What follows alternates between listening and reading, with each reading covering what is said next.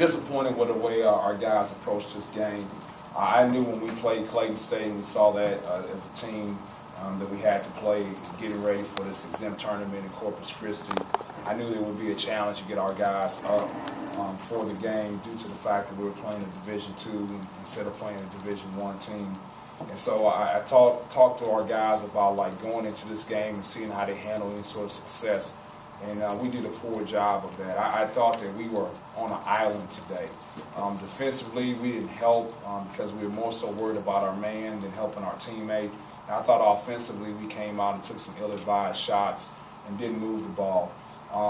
A key to that is I think we had 29 points in the first half, and 20 of those points came in the paint, and we were 0-6 from the three-point line. So it's pretty easy to figure out what you need to do in order to be successful against Clayton State because they weren't doubling in the post, and I thought we'd get the ball in there anytime we wanted to, but we were too selfish to do that. So we've got to mature as a team, and one thing that these guys got to understand is about to be a harsh reality is IJ will be back here fully healthy soon. Chicken will be added to the rotation, and some of these guys that are playing will not be playing at all or will have their minutes severely reduced. So that's the facts of college basketball. Most people play 8 to 9 guys, and what you're trying to do is give these guys a chance to earn some minutes, and right now they're going to be in a situation where they're going to be disappointed about their minutes in the future. Question?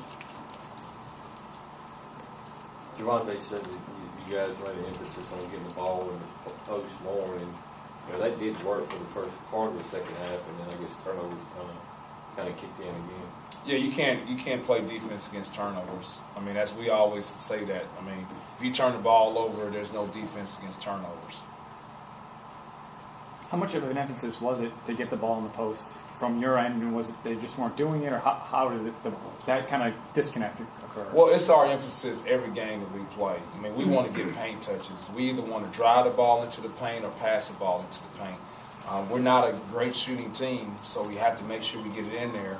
And then we have some guys that are capable of scoring once they get the ball in the paint. Raquez can score down in the post. Gavin Ware can score down in the post. Falou Indoor can score in the post. And then we got guys that can drive the ball and get the ball in the paint. So Tremonte Bloodman, that's the strength of his. So it just doesn't make sense for us not to exploit our strengths. Clayton State kind of made their run in the second half mostly against, the backups and things like that. Were you kind of disappointed how, because obviously you were trying to give them some extended run and everything, and how do you think they handled that stretch? Well, they didn't handle it very well at all. And that's the whole point, David. I was trying to give those guys some minutes, some experience, and not try to have those older guys out there. I just wanted to see how they handled that situation, and they didn't do a very good job of handling those minutes. Coach, how much of tonight's poor showing maybe was due to having a tough win here just 2 days ago? Oh, I think it has a lot to do with it. It has a lot to do with the name of who we're playing. But if you got a mature basketball team, if you're going to be successful, you got to learn how to handle success. And that's what I harped on. Like, we have to go out here and see how we handle success. This will be our first test of coming off a big win to see how we handle it. And we didn't do a good job of handling that success.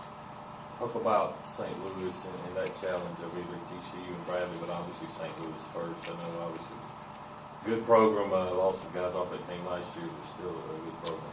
I haven't had a chance to watch them on tape yet, but historically in the past couple of years, what they've done is they've always been in the top 5 in the nation in scoring defense. And so what they do is they do a great job of taking away your strengths and making you play to your weakness.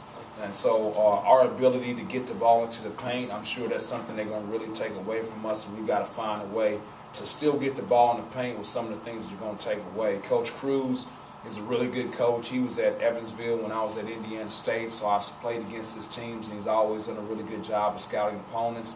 And anytime you work for Rick Majerus, you have to pick up on some of his things because he was a great coach. So I imagine they'll be out there taking some things away that we're trying to do. We got to figure out a way to still try to exploit those things. Any chance that Chicken gets any action this week? He has not done anything as far as 5-on-5 contact. He's done some things 5-on-0. So until he gets to the point where he's done some contact, we won't know because we got to see how he reacts to that contact. What do you look for in practice or even in the next game from this team that will be positive and kind of in your mind bouncing back from this win? Well, we got a harsh reality of guys trying to figure out what the rotation is. And so now we're going to a situation where we're going to be playing quality opponents in a short amount of time. We can't have a drought like we had today. And so the reason we can't have that drought is because we're not able offensively to bounce back from that. And so at some point in time here, I've got to reduce the rotation, and that's something we're going to do here in the next couple of days. Coach, are there any positives you can take away from tonight's win? Oh yeah, there's always some positives, but you know, as coaches, we focus in on the negatives. So I'm sure there's some positives, but I can't give them to you right now. What have you seen out of IJ's game? I still think he's a little bit behind. I mean, he hasn't played competitive basketball in a long time, and so it's really unfair to throw him out there and actually have him go out there and compete and expect him to be really good at this point in time. So he's still a step slow and behind, but he still does some good things out there. So I imagine here as he continues to play 5-on-5 basketball, because he's only played 5-on-5 contact basketball 2 times before he played. So we just got to make sure we continue to throw him out there in the rotation, and he's a good enough basketball player that he's going to end up being all right. Any more questions? Okay, we leave at 1:31.